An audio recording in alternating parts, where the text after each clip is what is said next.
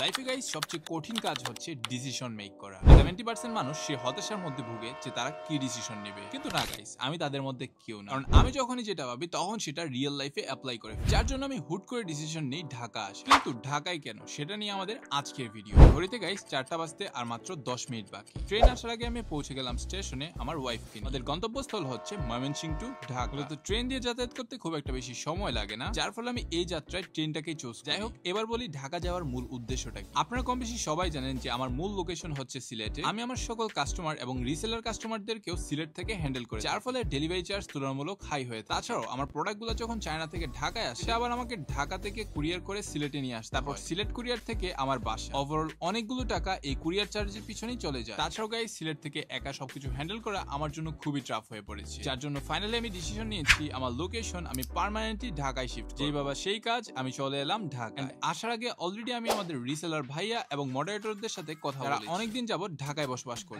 তারা আমাকে অনেকগুলো প্লেস সাজেস্ট করে, হবে আমার জন্য সেফ, সিকিউর এবং ব্যবসায় মুভ করার জন্য খুবই। যাই হোক, ট্রেন থেকে নেমে আমি এখানে সকালের নাস্তা কমপ্লিট করে ফেললাম। আর হ্যাঁ, নাস্তায় মাস্ট বি চা তো থাকবেই, কারণ চা ছাড়া আমার একটা দিন যেন অসম্পূর্ণ থেকে যায়। তো যেখানেই যাই না কেন চা অবশ্যই চল। যাই হোক, এই কমলাপুর রেল স্টেশনে খাবারের মান মোটামুটি ভালোই ছিল। সকালের নাস্তা কমপ্লিট করে আমরা বের হয়ে গেলাম আমাদের গন্তব্যস্থলের উদ্দেশ্যে। তো আমাদের হাতে টোটাল 4টা প্লেস ছিল আমাদের বাসা সিলেক্ট করার জন্য। তাই আর বেশি দেরি না করে সকাল সকালই বের হয়ে গেলাম বাসা খোঁজার উদ্দেশ্যে। ঢাকা শহরের মতো একটা ঘনবসতিপূর্ণ জায়গায় বাসা খোঁজা কিন্তু খুবই, তার উপর আমার কিন্তু সিকিউর প্লেস প্রয়োজন, যার জন্য আমি সাভার, মতিঝিল, যাত্রাবাড়ি, বনানী এবং টঙ্গী সবগুলো প্লেস ভিজিট করি। ফাইনালি গাইস, আমি আমার মনের মতো একটা বাসা পাই। তারপর গাইস, আমার কিছু কাজ ছিল বসুন্ধরাতে, যার জন্য আর দেরি না করে বসুন্ধরাতে চলে যাই। তবে শুক্রবার হওয়ায় বসুন্ধরাতে ভিড় অনেকটা বেশি ছিল। লাস্ট নভেম্বরে গাইস আমি বসুন্ধরাতে এসেছিলাম কয়েকটা ক্যামেরা অ্যাক্সেসরিজ কেনার জন্য। এবার আমি এসেছি আমার ওয়াইফের। যাই হোক, এখান থেকে আমরা একটা চকলেট মিল্কশেক অর্ডার করি, আর প্রতি কাপের মূল্য ছিল 250 টাকা। আমার কাছে প্রাইস অনুযায়ী টেস্ট একদম পারফেক্ট লেগেছে।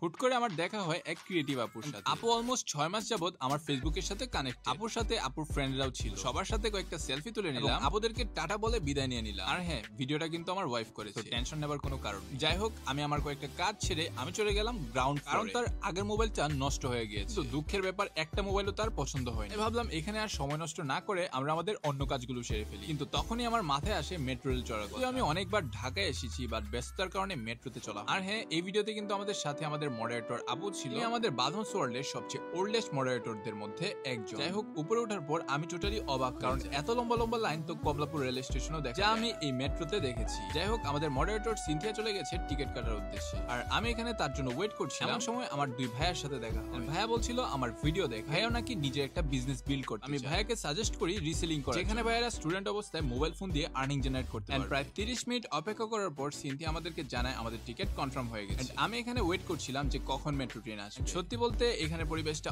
অনেকটা নিট এন্ড ক্লিন ছিল। কিছুক্ষণ ওয়েট করার পর আমাদের ট্রেনও চলে এলো। ও সরি গাইস, এটা আমাদের ট্রেন। আমাদের ট্রেন ছিল কারওয়ান বাজার টু মতিঝিল। যাওয়ার পথে টোটাল 3 থেকে 4টা স্টেশন, যার ফলে মেট্রো থেকে অনেকগুলো প্লেস আমি আমার ক্যামেরায় ক্যাপচার করি। যাই হোক, কারওয়ান বাজার থেকে মতিঝিল আসতে আমাদের টোটাল সময় লাগে 4.5 মিনিট। ফার্স্ট টাইম হিসেবে আমার মেট্রো এক্সপিরিয়েন্সটা অনেকটাই ভালো। দেন হুট করে খেয়াল করলাম ঘড়িতে বাজে প্রায় 6:45 মিনিট। আমাদের আবার আজ রাতের মধ্যে ময়মনসিংহ ব্যাক করতে হবে। তার মধ্যে আমাদের মডারেটর আপুর আম্মু আমাদেরকে ইনভাইট করে তাদের বাসায়। সময় স্বল্পতার জন্য মাত্র 1 ঘন্টা আমরা সেখানে স্টে করি এবং রাতের মধ্যেই গাইস আমরা সেখান থেকে ব্যাক করে ফেলি। কিন্তু দুঃখের ব্যাপার হচ্ছে ফ্রাইডে কোনো ট্রেনই ছিল না। রাতে আমরা একটা হোটেল ম্যানেজ করি, পরের দিন সকালবেলা আমরা ময়মনসিংহের উদ্দেশ্যে রওনা করি। এই ছিল আজকের ভিডিও। তোমরা যারা ঢাকায় থাকো অবশ্যই কমেন্ট বক্সে জানিও। দেখা হচ্ছে অন্য কোনো নতুন ভিডিওতে। ভালো থাকো, সুস্থ থাকো, নিজের খেয়াল রাখো। আল্লাহ হাফেজ।